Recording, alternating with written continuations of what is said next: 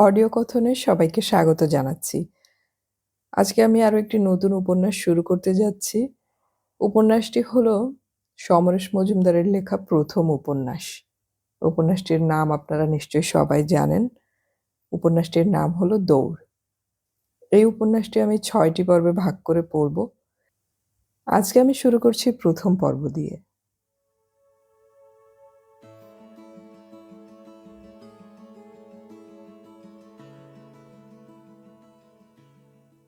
উপন্যাসটি শুরু করবার আগে আমি লেখকের কথাটা একটু পড়ে নিচ্ছি। 'দৌড়' আমার প্রথম উপন্যাস, প্রথম প্রেমে পড়ার মতো।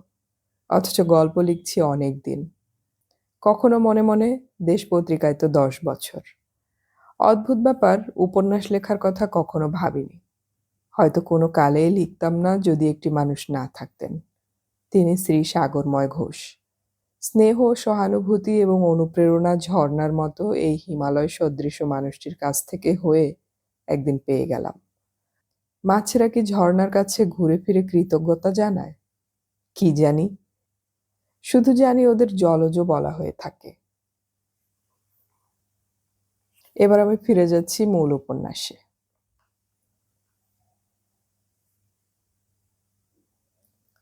বেশ কিছুক্ষণ হলো রাকেশের ঘুম ভেঙেছে এবং ও এই সময়টুকু সমস্ত শরীর গুটিয়ে নিয়ে অনেকটা তেমাথা বুড়োর মতো ঘুমের আমেজটাকে জিইয়ে রাখতে চেয়েছিল। এখন এই সকালে মেঝেতে পাতা বিছানায় শুয়ে সারা ঘরে ছড়ানো কাগজ, মাটির ভাঁড়, উপচে পড়া সিগারেটের টুকরো এবং প্রায় মাথার বালিশের পাশে গোড়ালি সাদা হওয়া কালো জুতোটাকে দেখতে পেয়ে মেজাজ খারাপ হয়ে গেল। চোখ বন্ধ করে আরো কিছুক্ষণ শুয়ে থাকার চেষ্টা করল ও। পাশের বাড়িতে বাংলায় খবর বাজছে। ওর ঘরের প্রায় মেঝে থেকে ওঠা জানালা দিয়ে ওই বাড়ির দোতলাটা পরিষ্কার দেখা যায়। সকালবেলায় কেউ শালা খবর শুনে? তাহলে কাগজ রাখার কি দরকার? এক চোখ খুলে রাকেশ পরিষ্কার দেখতে পেল ও বাড়ির বুড়ো কর্তা জাঙ্গিয়া পরে মুখ খিচিয়ে আসন করছে। চোখ বন্ধ করে ফেলল রাকেশ। আজ সকালটাই মাটি হয়ে গেল। আজ কোনো তাড়া নেই। অন্যদিন এই সকাল ৮টা থেকেই অস্বস্তি হতো। শালা জয়সওয়াল সাহেব ১০টা না বাজতেই লাল ঢেড়া মারছে। ৩টে ঢেড়া মানে একটা ক্যাজুয়াল লিভ খতম। আর কেমন করে যে দেরি হয়ে যায় কিছুতেই বুঝতে পারে না রাকেশ। কিন্তু আজ সেসব তাড়া নেই। আজ সারাদিন শুয়ে থাকলেও কেউ ঢেড়া দেবার নেই। কিন্তু শুয়ে থাকতে ইচ্ছে হচ্ছে না একটুও। পাশের ঘরে উনুন জ্বলছে। উনুনটা ওপাশের দেয়াল ঘেঁষে। তাই এপাশের দেয়ালে হাত দিলেই ছ্যাঁকা লাগে। লেপটাকে নামিয়ে দিয়ে সোজা হয়ে বসল রাকেশ। রাতে নগ্ন হয়ে শোয়া স্বাস্থ্যপ্রদ মনে করায় নিজের উদম বুক কোমর একবার দেখল। বড় মায়া লাগে হাত বোলাতে। আহ!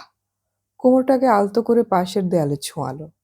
একটা উষ্ণ আরাম সারা শরীরে ছড়িয়ে ছড়িয়ে যাচ্ছে। টেরিকটের প্যান্টটা গলিয়ে নিয়ে থার্মোমিটারের মতো টুথব্রাশটা মুখে পুরে দরজা খুলল রাকেশ। ওর এই ৫ বাই ৭ ফুট ঘরের দেয়ালে টাঙানো ৬ ইঞ্চি আয়নায় মুখটা একবার বুলিয়ে চোখের শ্রী ফিরিয়ে নিল। কারণ ও জানে এই সময় নিচের কলতলায় কয়েকটি মেয়ে ব্যস্ত থাকবেই। এ বাড়ির মেয়েরা সুন্দরী কি? হলেও তাদের প্রতি কোনো দুর্বলতা ওর নেই। তথাপি পিচুটি চোখে কোনো মহিলার মুখোমুখি হওয়া ভাবাও যায় না। আনন্দ এই ঘরটা ওকে খুঁজে দিয়েছিল। ইউনিভার্সিটি হোস্টেল থেকে বেরিয়ে কলকাতা মেসে নিজস্ব ঘর কবজা করার মতো রেস তো ওর ছিল না। আনন্দের এক আত্মীয় এই ঘরটা ছিল। কলেজ স্ট্রিটের কাছাকাছি এই ঘরটায় এসে ওর আপত্তি হয়নি। বাড়িওয়ালির সঙ্গে কথা বলেছিল আনন্দ। বুড়ি মাথা দুলিয়েছিল। ৩০ টাকা ভাড়া লাগবে বাবা। আর তোমার বয়স তো ভালো নয়। স্পষ্ট কথা বলছি, কাঁচা কাঁচা অনেক ভাড়াটে মেয়ে আছে। কেউ যদি বলে নজর খারাপ করেছ, তবে চলে যেতে হবে, বুঝলে? ঘাড় নেড়েছিল রাকেশ। মনে মনে বলেছিল মাথা খারাপ? কর্মসংস্থান আর বাসস্থানে ওসব করে কেউ? একতলায় নামতেই চাক ঘিরে থাকা মৌমাছির মতো কল আঁকড়ে থাকা মেয়েগুলো আলগা হয়ে গেল। এই সময় নিয়মিত দুটো বাক্যের একটি ওর কানে আসে। আজ বড় তাড়াতাড়ি উঠলেন যে? অথবা আজ বড় দেরি হয়ে গেছে কিন্তু। প্রায় চোখ কান বুজে সুরুত করে ভালো আছেন মাসিমা গোছের মুখ করে কর্মটি সেরে নিতে বারোয়ারি স্নানঘরটায় ঢুকে গেল ও। বাড়িওয়ালি বুড়িকে অজস্র ধন্যবাদ যে পায়খানাটা বাথরুমের ভেতরেই করেছিল, নইলে জল হাতে মেয়েগুলোর সামনে দিয়ে পায়খানায় ঢোকা ভাবাই যায় না। এই বারোয়ারির স্নানঘরটা যেমন অন্ধকার তেমনি নোংরা। মেয়েদের মাথার চুল থেকে সাবানের ফেনা সব সময় জলে ভেসে বেড়ায়। বেশিক্ষণ চুপচাপ দাঁড়িয়ে থাকলে আরশোলার আদর খেতে হবে সর্বাঙ্গে। এই গা ঘিন ঘিন ভাবটা এড়াবার জন্যে রাকেশ সিগারেট ধরিয়ে স্নান শুরু করে।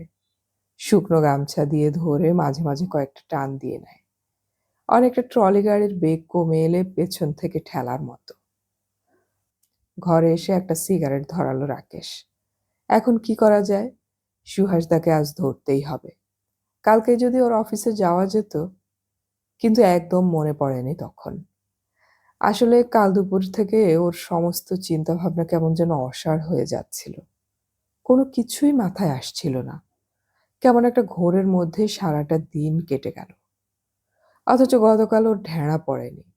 মিনিবাস পেয়ে গিয়েছিল কলেজ স্ট্রিটের মোড় থেকেই। সম্পূর্ণ টিপটপ না হয়ে ও রাস্তায় বের হয় না। মাথার টেরি থেকে জুতোর টো পর্যন্ত ঝকঝক করবেই। ঘণ্টাখানেকের ব্যবধানে সিগারেট কেনার সময় পানের দোকানে আয়নায় খুরপি চালানোর মতো কয়েকবার চিরুনি বুলিয়ে নেয়। দ্রুত পা বাড়ানোর জন্যে এই শীতের সকালেও কপালে ঘাম জমছিল। সই করে নিজের টেবিলে যেতে না যেতেই কানে এলো সুপার নরেশবাবুর চিৎকার। রাকেশবাবু, আপনার ফোন। এই সকালে কে ফোন করলো? নীরা? যা, হতেই পারে না। ও জানে এই সকালে ও অফিসে আসেই না। তাছাড়া নীরাদের ফোনটা কাল থেকে খারাপ হয়ে আছে। কয়েকবার ডায়াল করে না পেয়ে 199কে বলতে ওরা জানালো। টেবিলের উপর রাখা রিসিভারটা তুলল রাকেশ। বিশ্রী গন্ধ মাউথপিসটায়। সারা অফিসটায় চোখ বোলালো ও। লোকগুলো জিভ বুলিয়ে কথা বলে নাকি? আজকাল তো কিসব সেন্ট ফেন্ট দেয় রিসিভারে। গভর্নমেন্ট অফিসে কে কাকে দেখে। হ্যালো, কে বলছেন? ওপাশে সাজানো গলার এক মহিলা প্রশ্ন করলেন। আমি রাকেশ, রাকেশ মিত্র। আপনি কে বলছেন?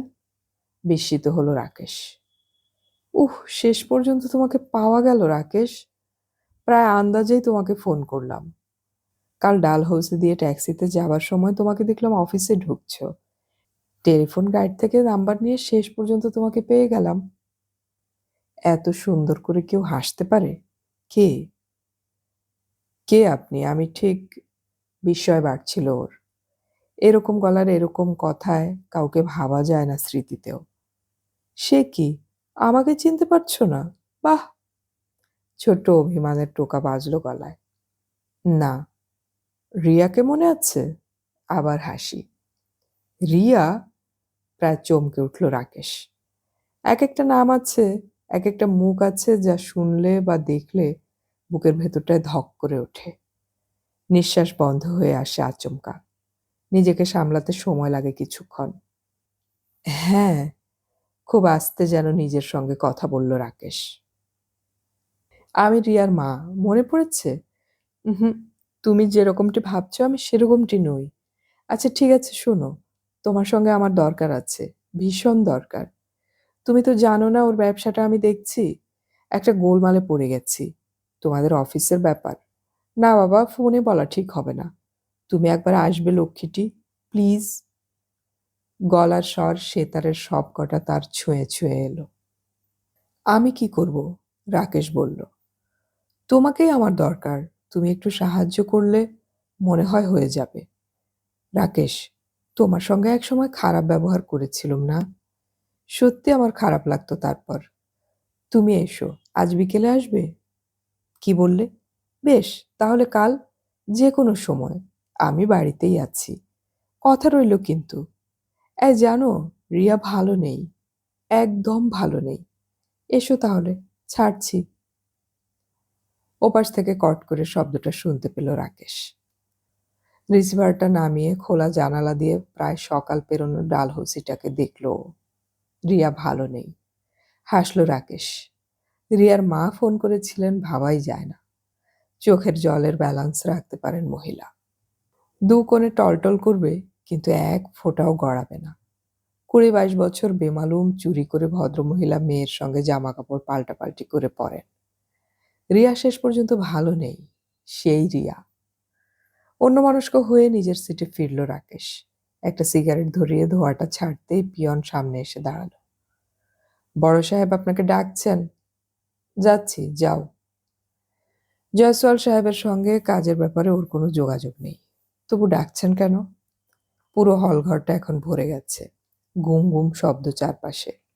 পার্টিরা আসতে শুরু করেছে এর মধ্যেই। আলমারি খুলে পিয়ন ফাইল সাজিয়ে রাখছিল ওর টেবিলে। চোখ তুলে দেখলো কালকের রোগা মতন সিন্ধ্রি ভদ্রলোক ওর সামনে দাঁড়িয়ে। কাল বলেছিল আজ আসতে। অনেক ঝামেলার কেস। উঠে পড়ল রাকেশ। আপনি একটু দাঁড়ান, আমি ঘুরে আসছি। জয়সওয়াল সাহেবের ঘরের সামনে এসে সিগারেটটা জুতোর তলায় চেপে নেভালো ও। দরজা খুলতেই জয়সওয়াল সাহেবের বিরাট মাথাটা দেখতে পেল। মাথা ঝুঁকিয়ে ডাকছেন জয়সওয়াল। কার্পেট পাতা ঘরে পা দিল রাকেশ। বিরাট কাচের টেবিলটার এপাশে চেয়ার টেনে বসল ও। এক মনে কাজ করে যাচ্ছেন জয়সওয়াল। কেন ডেকেছেন কিছুই বোঝা যাচ্ছে না। নেভি ব্লু স্যুট, চওড়া টাই, ভদ্রলোক দেখতে দারুণ হ্যান্ডসাম। বয়স হয়েছে সেটা শুধু চোখের নিচের দিকে তাকালে বোঝা যায়। ঘরটা বেশ বড়। জানলার দিকে একটা ইজি চেয়ার পড়ে আছে। দুপুরে 1টা থেকে 2টো। দরজা বন্ধ করে জয়সওয়াল ওখানে বিশ্রাম করেন। অফিসে একটা গুজব আছে যে 2টোর পর এ ঘরের বাতাসে অ্যালকোহলের চনমনে গন্ধ ভাসে। টেবিলের উপর আঙুল রেখে একটু অসহিষ্ণু ভাব দেখিয়ে রাকেশ নিচু গলায় বলে, ইয়েস। জয়সওয়াল মুখ তুলে কিছু বলতে যেতেই টেলিফোনটা বেজে উঠল। চেয়ার ঘুরিয়ে নিয়ে রিসিভার তুলে নিলেন ভদ্রলোক। Hello, Jaiswal speaking. Hey, how do you do? হ্যাঁ হ্যাঁ, अरे छोड़ भाई, हम तो फुतुर हो गया। You met Singh. अरे वही बहनचोद को बात छोड़ दो जी। एक श्योर टिप्स चाहिए। डार्बी स्वीट किस खेल दो। हाँ हाँ हाँ, इवन मनी। तो क्या हम? Mister Romeo will win. पक्का। Okay, see you. রিসিভার রেখে মাথা নাড়ল জয়সওয়াল। তারপর কোটের পকেট থেকে হলুদ ছোট বই বের করে দ্রুত পাতা উল্টাতে লাগলো। কিছুই ঠিক বুঝতে পারছিল না রাকেশ। ফোনে অবশ্য একজনের কথা শুনলে পুরোটা বোঝা মুশকিল হয়ে পড়ে। Sweet kiss, mister Romeo. Rakesh বড় বড় চোখে জয়সওয়ালের হাতের বইটার দিকে তাকালো। চটি বই, রেসের। ওপরে ঘোড়ার ছবি আঁকা। তবে রাস্তায় যে ধরনের রেস বুক বিক্রি হতে দেখে সেরকম নয়। জয়সওয়াল পেন্সিল দিয়ে একটা নম্বর গোল করে দাগ দিল। তারপর বইটা পকেটে রেখে সামনের দিকে তাকাতেই দরজা খুলে একটা লোক পিয়ন বুক হাতে নিয়ে ওর দিকে এগিয়ে এলো। রাকেশ বুঝতে পারছিল না ঠিক কি ঘটছে। জয়সওয়াল সাহেব আঙুল দিয়ে রাকেশকে দেখিয়ে দিতেই লোকটা পিয়ন বুক খুলে ওর সামনে ধরল। আপনার চিঠি। সই করে মুখ বন্ধ করা খামটা নিতেই লোকটা একটু দাঁড়িয়ে থাকলো। লোকটা কি বকশিস চায়? জয়সওয়াল সাহেবের সামনে? খামটায় কি আছে? লোকটা চলে যেতেই ও খামের মুখ খুলল। পাতলা সাদা কাগজে সুন্দর টাইপ করা ছোট্ট চিঠি। চিঠিটা পড়তে পড়তে উঠে দাঁড়ালো রাকেশ। দুবার পড়ল ও। মাথার মধ্যে কিছুই ঢুকছে না যেন। জয়সওয়াল সাহেবের দিকে তাকালো রাকেশ। চোখাচোখি হতে রুমালে মুখ মুছলেন ভদ্রলোক। তারপর গলা খাকারি দিয়ে বললেন, I am sorry for you. Well, keep contract. Let me think what can I do for you. Good luck. আবার মাথা নামিয়ে কাজ শুরু করলো জয়সওয়াল সাহেব। কার্পেট মারিয়ে বাইরের করিডোরে এসে দাঁড়ালো ও। বিরাট হলঘরটায় ঢুকে দেখলো অফিসের সবাই এক জায়গায় জড়ো হয়ে ওর দিকে তাকিয়ে আছে। আতঙ্ক সহানুভূতি দৃষ্টিগুলোতে মাখানো। সুধীর রায়কে এগিয়ে আসতে দেখলো ও। ইউনিয়নে ওদের অফিসের রিপ্রেজেন্টেটিভ। ওর হাত থেকে চিঠিটা নিল সুধীর। এক নিঃশ্বাসে পড়ে ফেলল চিঠিটা। শালা, রুল 5 করেছে। রুল 5? রুল 5? মুহূর্তে একটা চাপা ফিসফিসানি ওকে ঘিরে জড়ো হয়ে গেল। সবাই মুখ বাড়িয়ে দেখতে চায় চিঠিটা।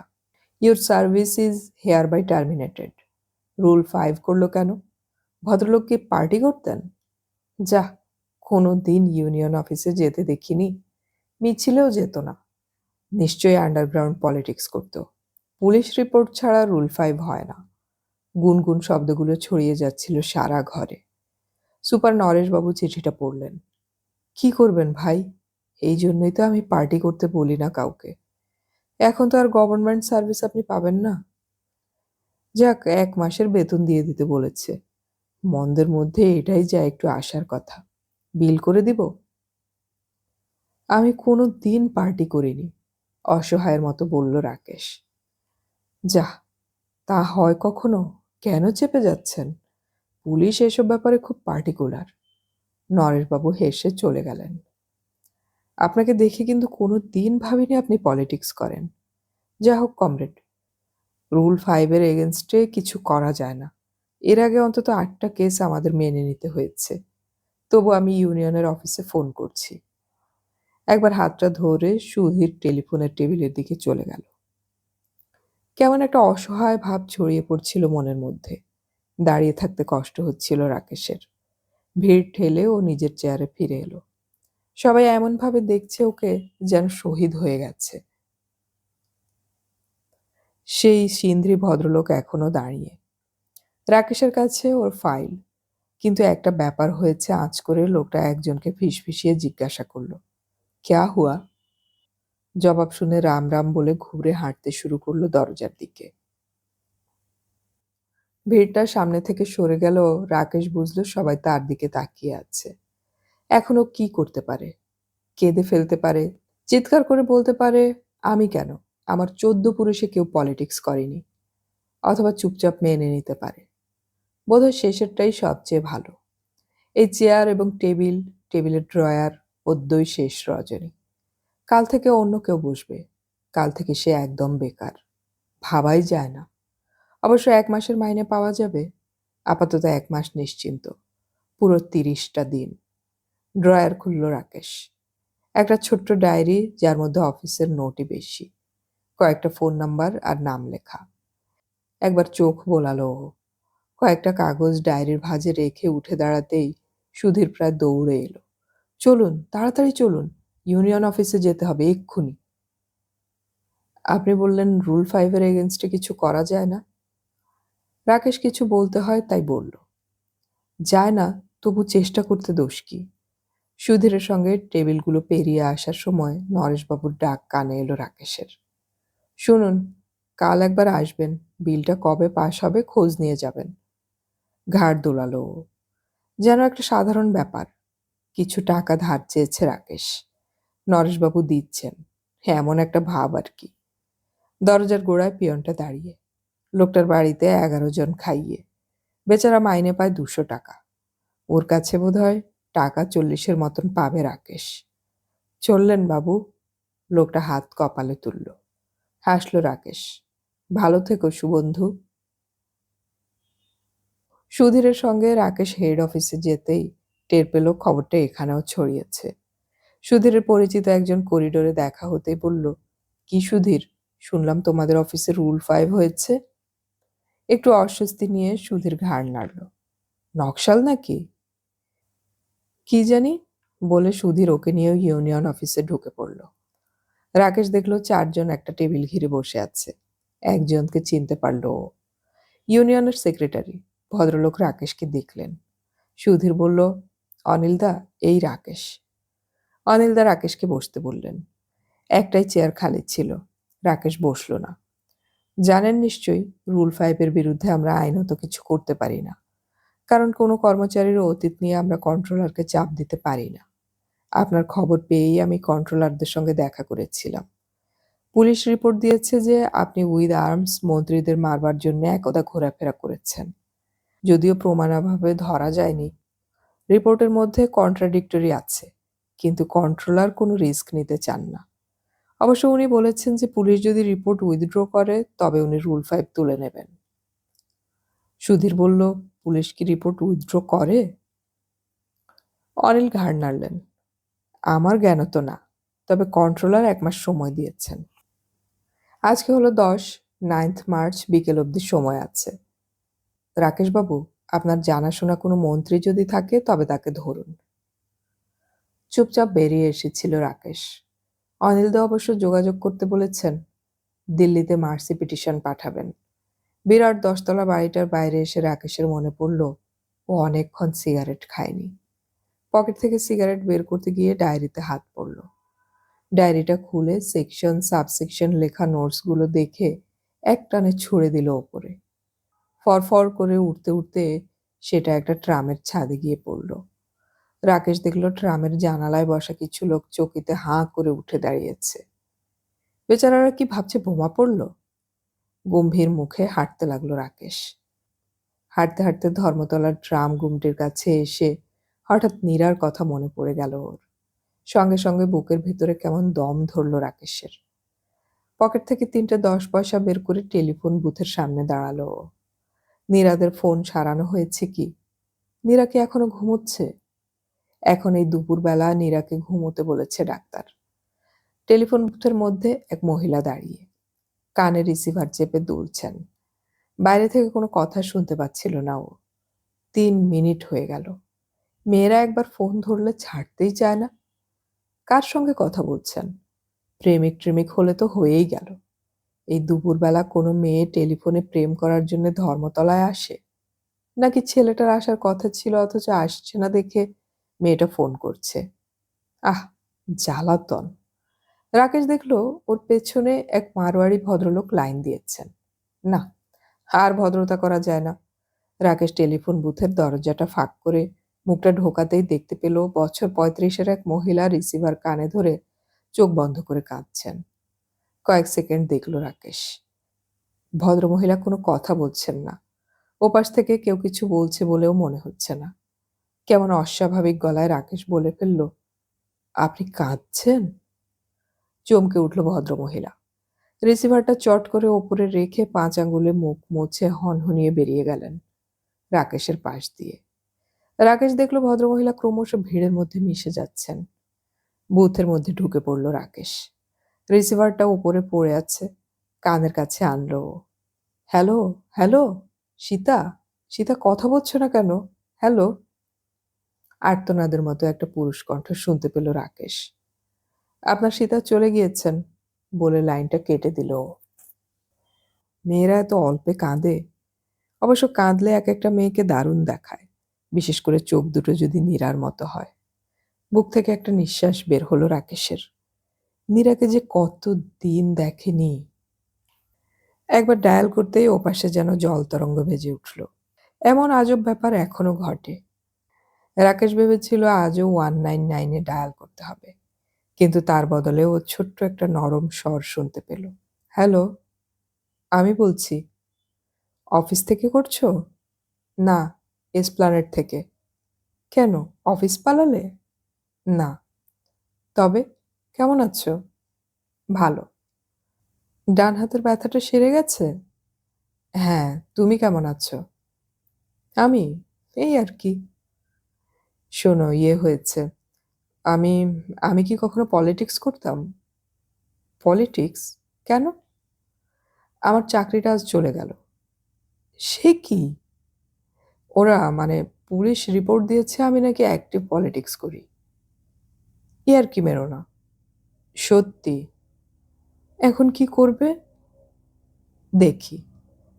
আমার ভীষণ ভয় করছে। কিন্তু জানো, তোমাকে ও চাকরিতে ঠিক মানাতো না। মানাতো না? হুম, তুমি পুরুষ মানুষ, আর তুমি বলে কথা। ছাড়ছি। কেন? পেছনে তাড়া দিচ্ছে পাবলিক বুথ এটা। কাল তোমাদের টেলিফোন খারাপ ছিল।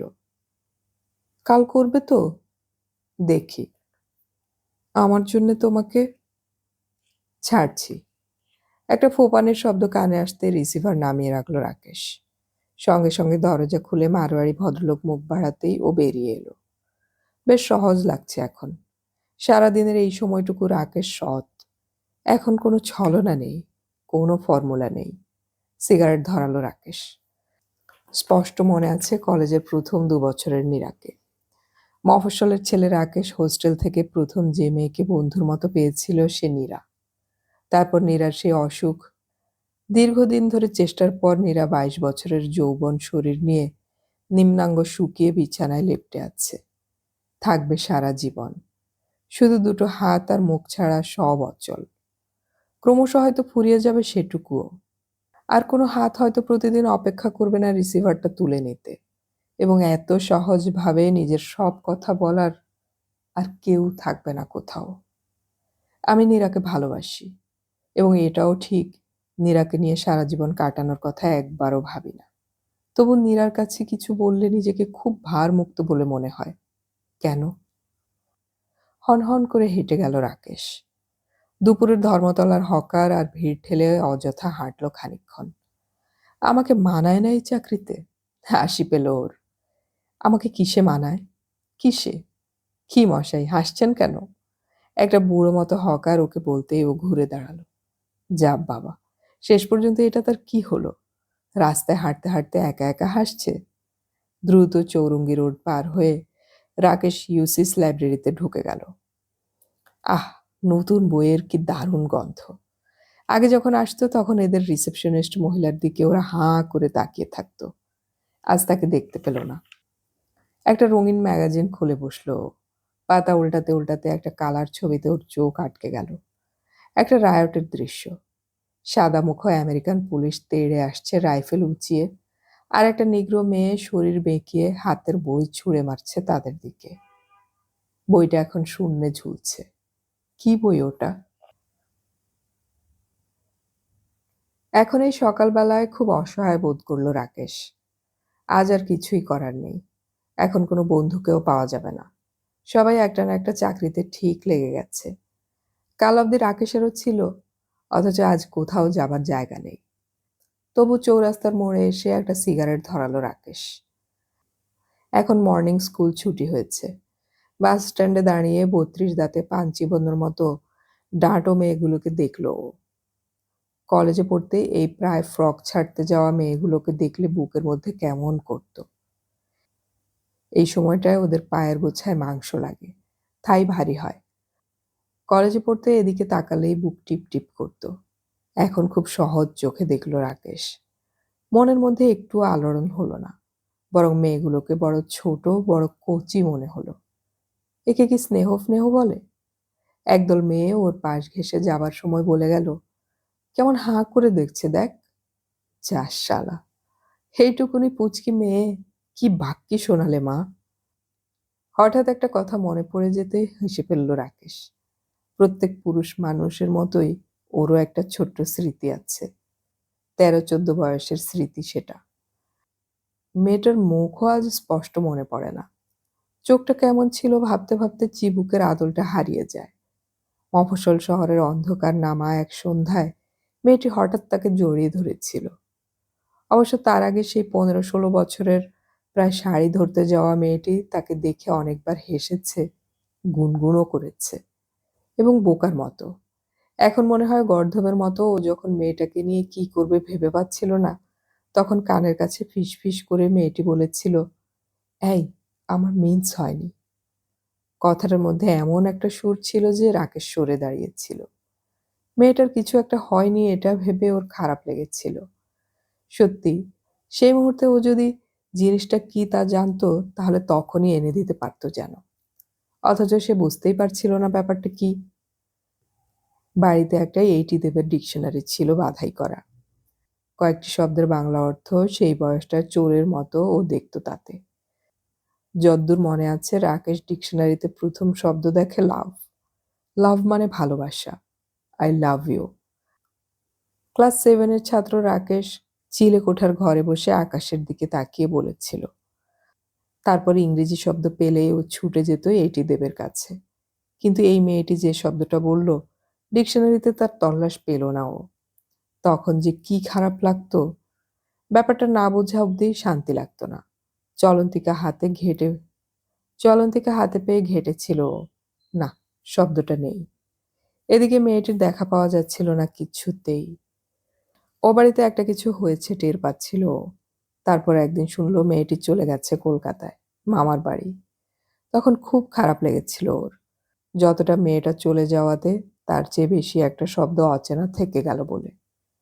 কাউকে জিজ্ঞাসা করাও যায় না, কারণ স্বভাবজ শক্তিতে ও বুঝেছিল ব্যাপারটা ভালো নয়। মেয়েটার বলার ধরনেই সেরকম রহস্য ছিল। তারপরে অনেক দিন পর, কখন কেমন করে সবকিছু বুঝে ফেলার পর ওর খুব খারাপ লেগেছিল। সেদিন নির্বোধ ছিল ভেবে। মেয়েটির মামার বাড়ি চলে যাওয়াটার কি অন্য কোনো অর্থ ওকে ঝুঁকি মারছিল তখন? এখন হাসি পায় ভাবতে। কেমন মায়া লাগে মেয়েটার জন্যে, এই বয়সের মেয়েদের জন্যে। রাস্তা পেরিয়ে পাঞ্জাবি দোকানটায় চলে এলো রাকেশ। দুপুরের খাবারের ব্যাপারে সাধারণত পাঞ্জাবি দোকানই ওর পছন্দ। কারণ বাঙালি পায়েস হোটেলে একটা অপরিচ্ছন্ন গন্ধ এবং খাবার সময় ভাত ৮ আনা, চাল ৩ আনা ইত্যাদি দ্রুত নামতার মতো কানের কাছে চেঁচানো হয়। রাকেশ সেটা একদম বরদাস্ত করতে পারে না। তাছাড়া এখন রাকেশ মেনু পড়তে পড়তে ভাবল, এখন পকেটের কথা চিন্তা করতে হবে। কাল অবধি ভাত আর কষা মাংস খেতে অসুবিধে ছিল না, কিন্তু এখন নিজেকে সামলাতে হবে। পকেটে যা আছে আর ১ মাসের মাইনে হাতে পেলে সেটা দাঁড়াবে ৭০০ টাকার মতো।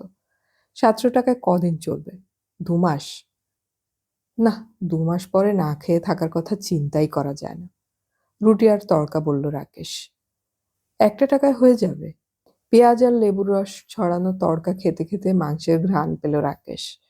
আর এই সময় দিনের মধ্যে ২ বার এই খাবার সময় সেই মফস্বল শহরটার কথা মনে পড়ে যায়। পরীক্ষার পর বাবা লিখেছিলেন, তোমাকে আর একটাও পয়সা দিতে পারবো না। আমার কর্তব্য আমি করেছি। এবার তোমার রাস্তা তুমি দেখে নাও। আর প্রতি মাসে মা এখনো লিখে যাচ্ছেন, ভালো থেকো, ভালো থেকো। এসব ভাবলে টাবলে কেমন কান্না এসে যায়। সারা জীবন ও ভালো থাকবে এই আশা নিয়ে মা বসে আছেন ৩০০ মাইল দূরে। সারাদিন ও ভালো থাকবে এই আকাঙ্ক্ষা নিয়ে নিরাশ হয়ে আছে এই কলকাতায়। ট্রাম স্টপেজে এসে দাঁড়াতে না দাঁড়াতেই বেশ ওঠা যায় এরকম একটা ট্রাম পেয়ে গেল রাকেশ। হাতল ধরে পায়ের উপর ভর দিয়ে দাঁড়ালো। অফিস যাচ্ছে সবাই। কলকাতায় এই একটা আজব ব্যাপার। সকাল ৯টা থেকে ১২টা অবধি অফিস টাইম। ওদের নিজেদের অফিসে ১০টায় হাজিরা জয়সওয়াল সাহেব কড়াকড়ি করেন বলেই। পাশের অফিসের লোকগুলো ১২টা অবধি পান চিবিয়ে এসে ঢোকে। যেন আসতে হয় তাই। আজ এই অফিস ভিড়টার গায়ে চোখ বুলিয়ে নিজেকে কেমন আলাদা মনে হলো ওর। এমন অভ্যেস হয়ে গিয়েছিল এই কমাসে। অথচ ইউনিভার্সিটিতে পড়ার সময় এইসব ব্যাপার স্বপ্নের ধারে কাছেও আসতো না। তখন কফি হাউসের টেবিলে বসে চাকরি বাকরি করার কোনো স্থির পরিকল্পনা মাথায় আনার সময় ছিল না। যেদিন প্রথম ডিপার্টমেন্টে ঢুকেছিল, রাকেশ সেদিন খুব গম্ভীর হয়ে কথাবার্তা বলেছিল। বস্তুত এমএ পাস শব্দটা কাগজ পাকিয়ে কানে সুরসুরি দেবার মতো আরামদায়ক ছিল সে সময়। রাকেশের মনে আছে ওর পাশের সিটের অরুণবাবু কি বিনয়ে বলেছিল, দাদা, এখানে আর কদিন থাকবেন? কিন্তু যেদিন শুনল রাকেশের এর সাবজেক্ট কি ছিল, সেদিন থেকে লোকটা ইয়ার দোস্তের মতো আবেশালা বলতে শুরু করলো। এখন তাই রাকেশ দরকার হলে নিজেকে গ্র্যাজুয়েট বলে। বাংলার এমএ বলা মানে দেশি আয়নায় নিজের ৩ রকম মুখ দেখা। এরই সঙ্গে ঈশ্বর। ওয়েলিংটনের মোড়েই নেমে পড়ল রাকেশ। ফুটপাত দিয়ে একটু এগিয়ে গেলেই সেই ৩ তলা বাড়িটায় সুহাসদার অফিস। ঘড়িতে এখনো ১২টা বাজেনি। সুহাসদা দেরিতে আসেন। অবশ্য বেশ কিছুকাল ও কোনো খবর রাখে না। ইউনিভার্সিটির পরে এই অফিসেও আসেইনি। ওদের ম্যাগাজিন সেক্রেটারি অসীম ওর সঙ্গে সুহাসদার আলাপ করিয়ে দিয়েছিল। ছিমছাম সুন্দর চেহারা, ৫০-এর কাছে বয়স, মাথার চুল একটাও পাকেনি। সেই সময় একটা বাংলা মাসিক বের করার চেষ্টা করছিলেন সুহাসদা। কয়েকটা সংখ্যাও বেরিয়েছিল। অসীম ওকে প্রেসে নিয়ে গিয়েছিল। সুহাসদা একজন তরুণ খুঁজছিলেন সাহায্যের জন্য। মাস কয়েক একসঙ্গে ছিল রাকেশ। গোল্ড ফ্লেক সিগারেট খাওয়াতেন সুহাসদা, আর রোজ জোর করে ৫০টা টাকা হাত খরচ দিতেন। বলতেন সিগারেট খেও। তখন রাকেশ দেখেছে সুহাসদার কি প্রতিপত্তি। কলকাতার সব টপ লেভেলের লোকজন সুহাসদার পরিচিত। এই অফিসে বেশি আসেনি রাকেশ। আন্তর্জাতিক প্রীতি ও সৌহার্দ্য বাড়াবার কি একটা সংস্থা আছে প্যারিসে। সুহাসদার অফিস তারই সঙ্গে যুক্ত। তেতলায় উঠে রাকেশ দেখল অফিসটা নতুন করে সাজানো হয়েছে। ঢুকতেই ও একটু চমকে গেল। সুহাসদার অফিসে একটি অ্যাংলো মেয়ে কাজ করছে। ভাবাই যায় না। ওপাশে সেই বুড়ো ম্যাড্রাসি টাইপিস্ট আর ক্লার্ক ভদ্রলোক কাজ করছেন। অ্যাংলো মেয়েটি বোধহয় রিসিপশনিস্ট। মেয়েটি ওকে দেখে উঠে দাঁড়ালো। বেশ খাই খাই চেহারা। আহা, চোখ যায় মা। ইয়েস, সুহাসদা। রাকেশ ভেতর দিকে ইঙ্গিত করল। I am sorry, he is busy. মেয়েটি হাসল। Who are you please? Please tell him I am Rakesh, Rakesh Mitra. অনেকটা গ্রেগরি পেকের মতো সামনের দু পকেটে হাত ঢুকিয়ে বলল রাকেশ। ইন্টারকমের বোতাম টিপে মেয়েটি রাকেশের নাম বলল। ওপাশ থেকে সুহাসদার গলা শুনতে পেল, রাকেশ, রাকেশ। ও আই সি, লেট হিম কাম। বোতাম টিপে মেয়েটি ওকে ভেতরে যেতে ইঙ্গিত করল। ভারী পর্দা সরাতেই চোখে পড়ল সুহাসদা ফোনে কথা বলছেন, কিন্তু ভীষণ অবাক হয়ে যাচ্ছিল রাকেশ। ইউনিভার্সিটিতে থাকতে সুহাসদাকে ও ধুতি পাঞ্জাবি ছাড়া দেখেনি। এখন চকোলেট রঙের কমপ্লিট স্যুট, লম্বা কাঁচের টেবিল, ঘরের চারধারে আধুনিক বিদেশি ছবি। একটা হাত নেড়ে সুহাসদা ওকে বসতে বললেন। চেয়ার টেনে বসল রাকেশ। গোল গদিমোড়া চেয়ারে বসতে অনেকখানি তলিয়ে গেল ও। টেবিলের ওপর চোখ বোলাতেই আবার চমকে উঠল রাকেশ। একটা চকচকে রেস বুক, হলদে রঙা মলাট, ওপরে ঘোড়ার ছবি আঁকা। কালকে জয়সওয়াল সাহেবের হাতে যেরকম দেখেছিল তার চেয়ে মোটা এবং রংটা গাঢ়। সুহাসদার টেবিলে রেসের বই, ভাবাই যায় না। আন্তর্জাতিক প্রীতি ও সৌহার্দ্যের সঙ্গে রেস বুকের কি সম্পর্ক থাকতে পারে বুঝতেই পারছিল না রাকেশ। ফোন শেষ করে চেয়ার ঘুরিয়ে সুহাসদা বললেন, আরে কেমন আছো বলো? ঘাড় নাড়ল রাকেশ। চলছে। তোমাকে অনেক দিন পর দেখলাম। ওই ছেলেটির নাম যেন কি? হ্যাঁ, অসীম। অসীমের খবর কি? শুনেছিলাম আন্ডারগ্রাউন্ডে আছে। নখ দিয়ে নতুন গোল্ড নখ দিয়ে নতুন গোল্ড ফ্লেকের প্যাকেট খুলছিলেন সুহাসদা।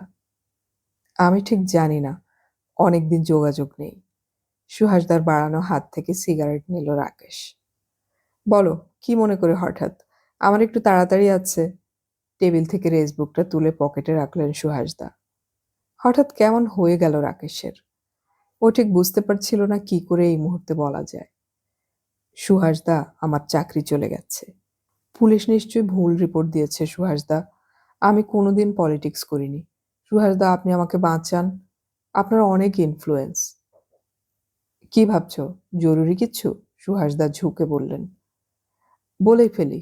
রাকেশ ভাবল একবার, তারপর বলল, আপনাকে আমার খুব দরকার সুহাসদা। আমার খুব বিপদ। বিপদ? কি হয়েছে? খুনটুন করনি তো? না না। তাহলে কি হয়েছে?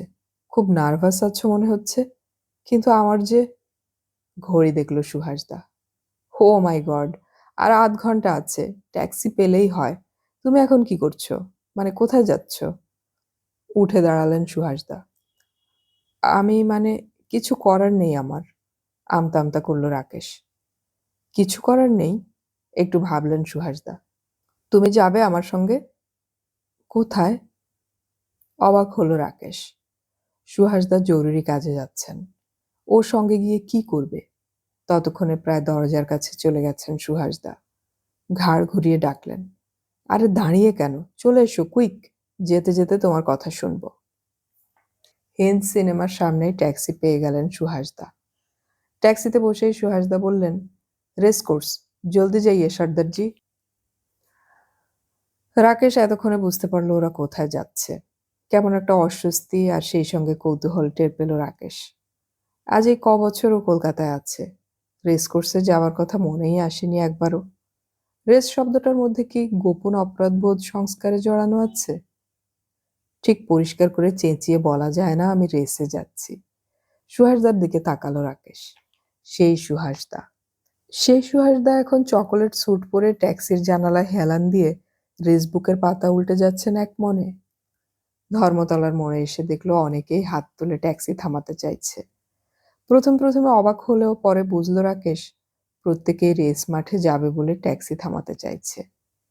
রেড রোডে পড়তেই ট্যাক্সির মিছিল দেখতে পেল ও। 7-8 জন লোক নিয়ে এক একটা ট্যাক্সি পাই পাই করে ছুটছে। প্রত্যেকের হাতে রেসের বই। ঝুঁকে আছে সবাই বইয়ের ওপর। দুপাশে গড়ের মাঠ, ফোর্ট উইলিয়াম ভিক্টোরিয়া মেমোরিয়াল বাঁধানো ছবির মতো পড়ে আছে। সেদিকে দেখার মতো সময় কারণ নেই। অজান্তেই ট্যাক্সিগুলো পরস্পরের সঙ্গে রেষারেষিতে জমে গেছে। কে আগে পৌঁছবে একটা উত্তেজনায় ছটফট করছে সবাই। খিদে পড়ে যাওয়ার রাস্তাটার মুখে আসতে সুহাসদা মুখ তুলে বললেন, ডায়নামে চালিয়ে সর্দারজি। ওপাশ দিয়ে গেলে জ্যামে পড়ে যাব। ফাস্ট রেস আর ধরা হবে না। হেস্টিংসে নেমে একটু হাঁটবো, বুঝলে রাকেশ? রাকেশ ঘাড় নাড়ল। ও বুঝতে পারল শেয়ারের ট্যাক্সিগুলো ভিক্টোরিয়ার পাশ দিয়ে যাচ্ছে। ওদের ট্যাক্সি আবার খিদিরপুরের রাস্তায়। ক্যাসুরিনা অ্যাভিনিউ ছাড়াতেই চোখে পড়ল সবুজ ঘাসে মোড়া বিরাট মাঠ, লোহার রেলিং দিয়ে ঘেরা। ভেতরে ট্র্যাক দেখা যাচ্ছে।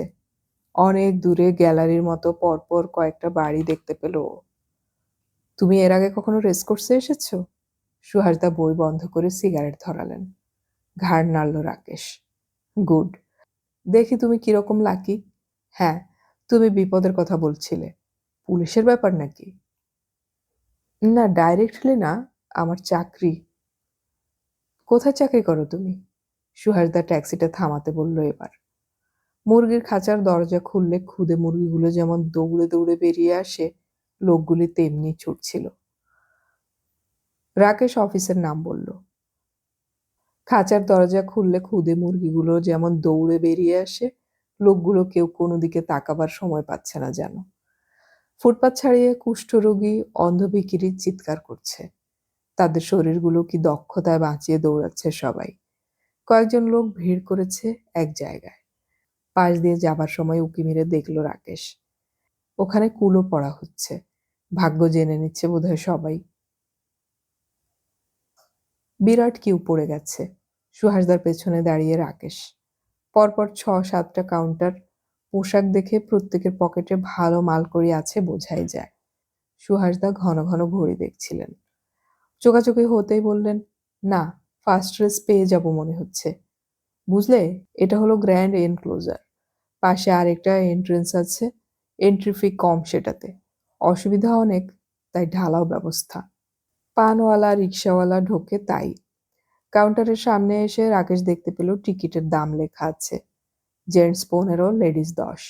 হাঁ হয়ে গেল রাকেশ। এত টাকার টিকিট কেটে ঢুকতে হবে? বাপস! কিন্তু লোকগুলো টাকা বের করে টিকিট কাটার মধ্যে কোনো রকম অস্বস্তি নেই কেন? রাকেশের মনে পড়ল ইউনিভার্সিটিতে পড়ার সময় আসামের বন্যা ত্রাণে সাহায্য করার জন্য একটা অনুষ্ঠান করেছিল ওরা। অসীম গিয়েছিল সুহাসদার কাছে টিকিট বিক্রি করতে। ধুতি পাঞ্জাবি পরা সুহাসদার টিকিটের দাম দেখে হা হা করে উঠেছিলেন। খেপেছ? অত টাকা দিয়ে কেউ টিকিট কেনে? চালের দাম কত জানো? সুহাসদা নগদ ৩০ টাকা দিয়ে দুটো টিকিট কিনলেন। ভেতরে ঢুকে থ হয়ে গেল রাকেশ। এত সুবেশী রমণী এবং পুরুষ একসঙ্গে ও কখনো দেখেনি। ক্রিকেট মাঠ, সিনেমা হল বা যে কোনো জলসাই হোক না কেন, কোথাও না। ঢুকতেই এসো বলে সুহাসদা দৌড়ে গেলেন। ডান দিকে একটা বড় বাড়ি, তার গায়ে অসংখ্য কাউন্টার। ওপরে লেখা স্ট্রেবল টোট। বাড়িটার এপাশে আসতেই ওরকম আরো কাউন্টার সব, তাতে লেখা উইন কুইনেলা। কেমন রহস্যের মতো লাগছিল সব। দুটো ফিরিঙ্গি মেয়ে মাইক্রো মিনি স্কার্ট পরে কাউন্টার থেকে টিকিট কেটে বেরিয়ে এলো। খুব কাছে না এলে রাকেশ বুঝতে পারতো না ওদের পুরুষ্ট থাই এবং পা একটা সূক্ষ্ম টাইট স্কিন কালার নাইলনে মোড়া আছে। আরেকটু এগোতেই একটা বিরাট জটলা চোখে পড়ল ওর। জটলাটা ছোট ছোট কতগুলো খোপকে নিয়ে। প্রত্যেকটা খোপের ওপর বুকির নাম লেখা। তার নিচে বুকিরা বোর্ডে সম্ভবত ঘোড়ার নাম লিখে দাঁড়িয়ে থাকে। নামগুলোর পাশে দর লেখা। কারোর দর 10, 15, 4, 2, একটার দর 9 to 10। লোকজন পড়িমড়ি করে টাকা দিচ্ছে বুকিদের হাতে। বুকিরা চেঁচিয়ে সেগুলো কার্ডে লিখে কার্ডগুলো ফেরত দিচ্ছে তাদের। সুহাসদাকে দেখতে পেল রাকেশ। ঘেমে গেছেন ভদ্রলোক। রাকেশকে দেখে এগিয়ে এলেন। দেরি হয়ে গেল হে। 2 to 1 প্রাইস ছিল ওপেনিংয়ে। এখন 9-10-এ ঘোড়া লাগানোর কোনো মানে হয় না। যদি মিনিট 15 আগে আসতে পারতাম। ভীষণ আফসোস হলো সুহাসদার গলায়। আমার জন্য আপনার দেরি হয়ে গেল, অপরাধীর ভঙ্গিতে বলল Rakesh. Whatever it may be. টোটে কত প্রাইস আছে? ঘুরে দাঁড়ালেন সুহাসদা। সুহাসদার দৃষ্টি অনুসরণ করে রাকেশ দেখতে পেল ওপাশে একটা বিরাট বোর্ডে 1-2 করে নাম্বার লেখা আছে। তাতে মিটারের মতো ঘর কাটানো। প্রত্যেকটা নম্বর থেকে ঘোড়ার দর অনুযায়ী কাটা উঠছে কম বেশি।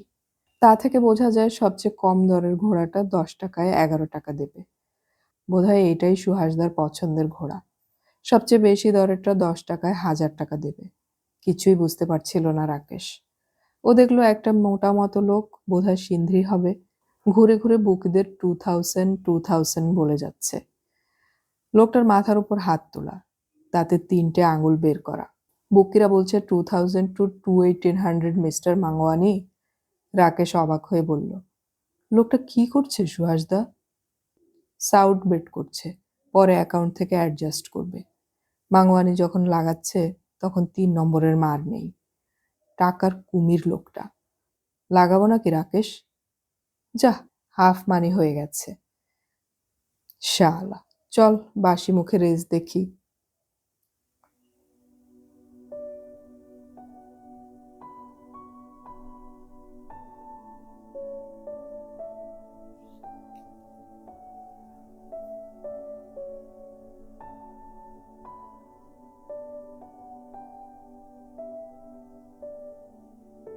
এতক্ষণ আমি পড়ে শোনালাম সমরেশ মজুমদারের লেখা উপন্যাস দৌড় এর প্রথম পর্ব।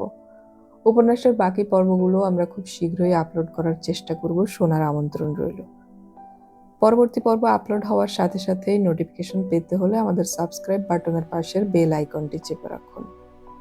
অডিও কথনে আমাদের গল্প পাঠ কেমন লাগছে তা কমেন্টে অবশ্যই জানাবেন। গল্প পড়ি, গল্প শুনি, বাংলা গল্প ছড়িয়ে পড়ুক সবখানে।